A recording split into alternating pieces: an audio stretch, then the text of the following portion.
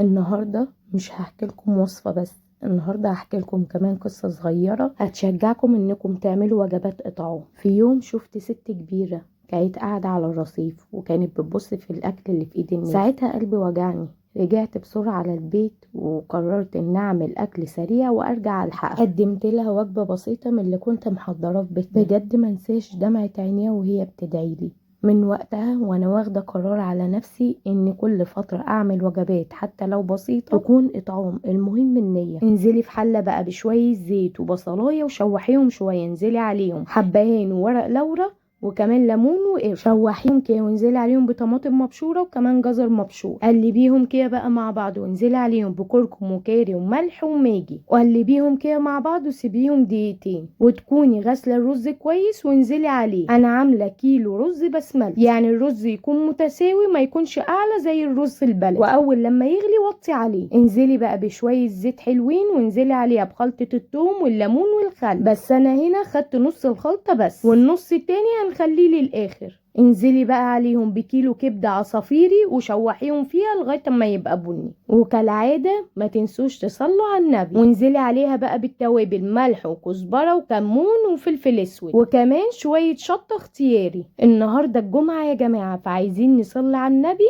على قد ما نقدر. وما تنسوش تعملوا لي لايك واشتراك وفعلوا الجرس عشان يوصل لكم كل جديد. شوحوا الكبده كده بقى مع بعض لغايه ما تتشرب نص الميه.